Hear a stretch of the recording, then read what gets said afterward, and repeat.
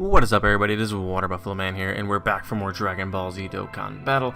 But before I really dive into the point of this video, I wanted to do a little bit of a update video kind of thing, start out, and then I'll break down what this video is going to be going over, but you can see probably by the title. I'm going to be still recording Dokkan. I'm not stopping, like that's not at all what's happening, but I'm going to be cutting it down to probably 3 to 5 videos a week instead of daily. Like before I was posting daily, like anywhere between 2 to 3 a day, which would put about 10 to 20 videos a week.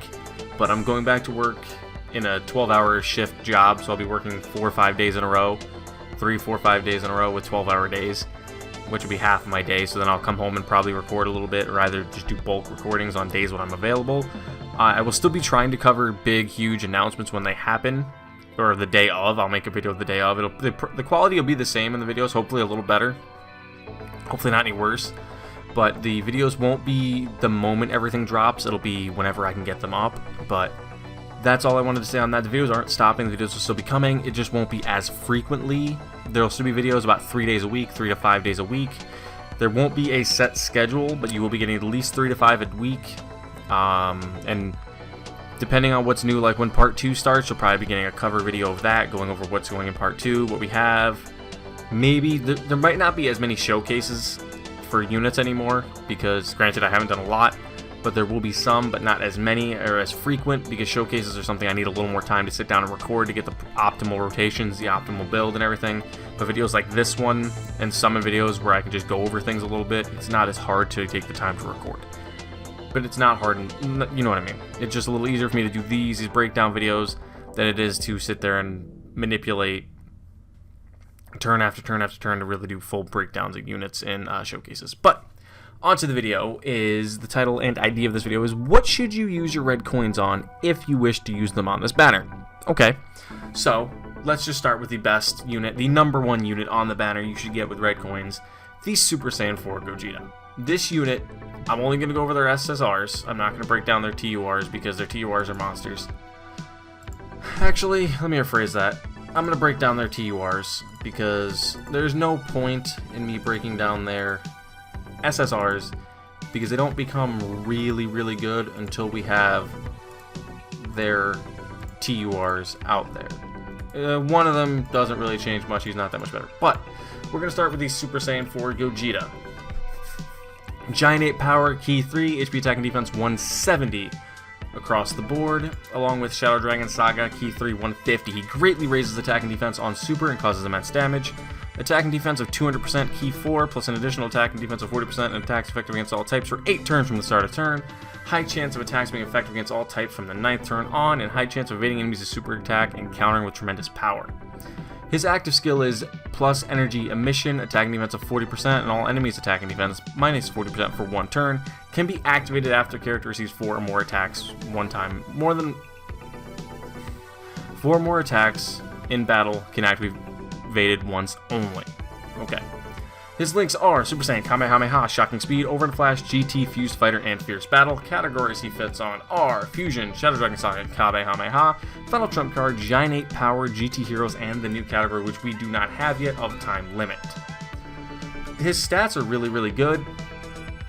You're looking at almost 18k for HP and attack, and you're sitting at probably about 10k for defense. But you also got to think, he's hitting 200% to all of his stats, attack and defense that is, plus the additional 40%. So you're looking at 240% to attack and defense for the first 8 turns of battle, plus Ki 4, and he greatly raises attack and defense on his supers. So, with him greatly raising his attack and defense on supers, that's 50% to attack and defense every time he supers. For 1 turn only, for that turn. So as long as you let him super prior to being attacked, his stats are going to go up. Especially if you tank him or build him around a lot of additionals. He's going to be one of the best units, if not the better units in the game. I consider him one of the top 10 TURs.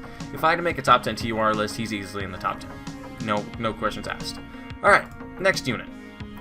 If you're going to... Let me cover one thing first. If you're going to spend 400 coins, he's the one to get if you do not have him. You do not have him to get your first copy, definitely go with him.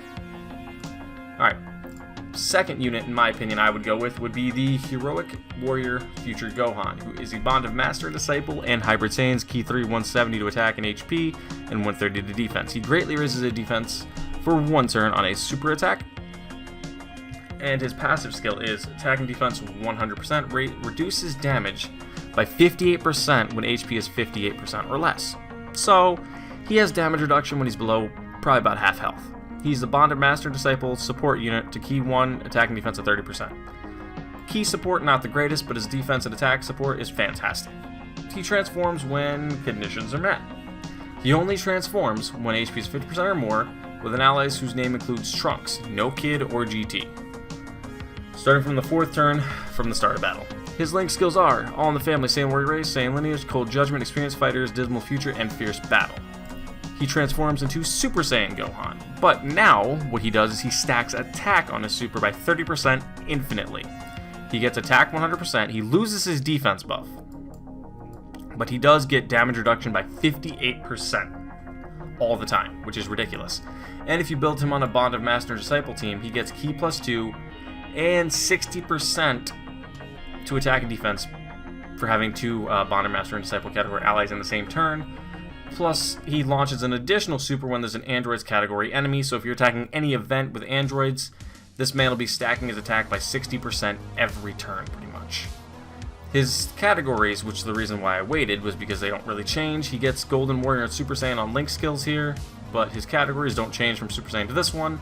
He gets Hybrid Saiyans, Future Saga, Transformation Boost, Goku's Family, Super Saiyans, Android/Cell Saga, Bonded Master and Disciple, All Out Struggle, and Connected Hope. This unit is really good for Connected Hope because of his damage reduction.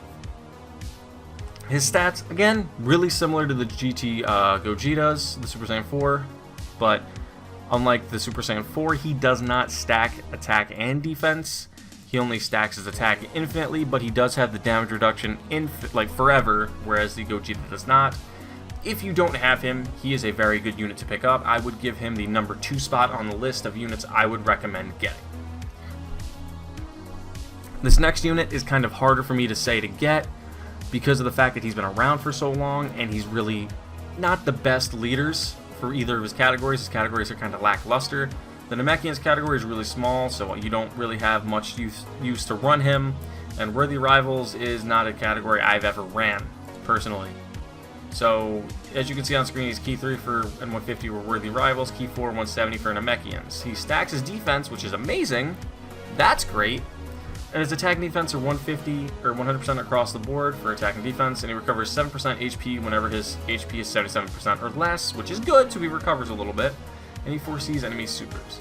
He fuses with Kami, can be activated when 70% or more when there's another Namekians category ally on the team, starting from the 4th turn of battle, so really, you're only ever going to see this if you're running him on a Namekians team, which is a huge drawback of this unit. His link skills are Z Fighters, Experienced Fighters, Namekians, Brainiac, Shocking Speed, Cold Judgment, and Fierce Battle. He fits on Namekians, Worthy Rivals, Android/Cell Saga, Bond of Master and Disciple, which is a really good category to have him on, Final Trump Card, Battle of Wits, Gifted Warriors, and Heavenly Events. His stats are really good across the board, 20k almost on HP, but he's sitting at 19,000, 16,000 attack, and almost 11k defense.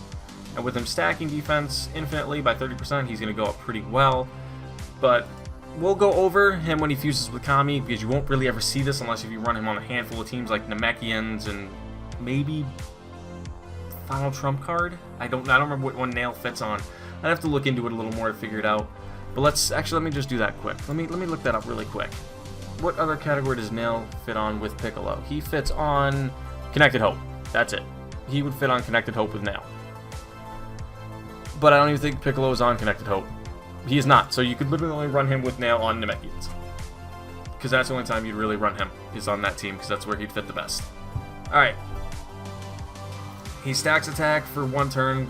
He greatly raises his attack for 1 turn, causes immense damage with a high chance of stunning, which stunning is not going to be helpful in Dokkan events, so that's not really too worth. Attack and defense of 120, but the one thing I will tell you is his defense does carry over from his first form into this one. So since it's an optional fusion,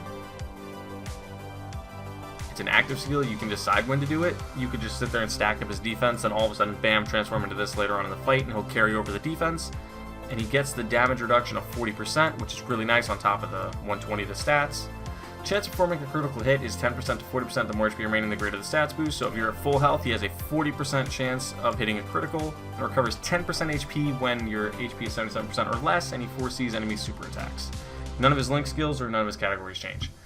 He is probably like a 3B in my opinion, or a 4th place unit to grab, because I don't consider him that great because of his leader skills, but I like his categories. He fits on Android / Cell Saga, which is great, Bonded Master and Disciple, Trump Card, Battle of Wits, and even Heavenly Events isn't that bad, or Gifted Warrior. So he fits on quite a few categories that are pretty good. This guy now is a really, really good unit. I would put him in the number 3 spot as a unit to pick up, if you're asking for my opinion on it. He's number 3, target Goku or androids, key 3, 130 to HP, 170 to attack and defense. Causes immense damage and greatly lowers defense with a medium chance of stunning. Again, stunning isn't that great anymore other than for Super Battle Road. Attack and defense of 130, androids, categories, allies, key 2, attack and defense of 30%, attacks guaranteed to hit. Transforms when conditions are met. Absorbs androids 14 and 15's parts and transforms when there are 2 or more androids, category allies on the team, which again, he's another unit that you're only really going to run on like an androids or target Goku or artificial life forms, or maybe even power absorption. You're not really going to run him. I don't see a spot on movie bosses or transformation boost even. Maybe not even artificial life forms for the most part. He's a really good unit. And even when he transforms, he still does really well. His best use is on the target Goku category team, because you're going to get the additional attack and defense of 13% per ally on the team. So you're getting a 6 times 13, which I don't honestly feel like doing the numbers right now. I think it's like 78% to attack and defense or something like that. So on top of this, you're looking at over 200% stats, which is really good, and he's got pretty decent stats across the board. His defense is pretty high. His link skills are Red Ribbon Army, Android Assault, Metamorphosis, Big Bad Bosses, Nightmare, Fear and Faith, and Fierce Battle. As you can see, I went over all the categories he fits on. He would probably be the number 3 because of the fact that he leads the target Goku and Androids category, which the Androids category has a few leads, but this one is probably one of the better leads for the Androids category. And the 5th and final card is Super Saiyan God, Super Saiyan Kaioken Goku. I do not recommend grabbing him at all. With how many Universe Survival Saga leads we have and how many Rep 7 leads we have, the only way I could legitimately recommend grabbing him is if you do not have a lead for either one of those categories. If you have a lead, if you summon and get him, that's great. If not, he is not worth it. I don't see him as a worthwhile unit to grab with red coins. He's not great defensively. Offensively, yes, he's good, but for the most part, I mean, granted, he fits on. Let me just break him down.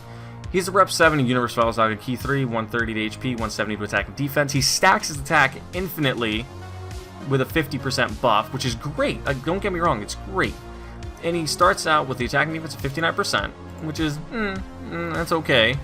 And then an additional attack and defense of 10% with each attack received up to an additional 59%, which that's only puts you up to 118% after everything's said and done, which is really bad.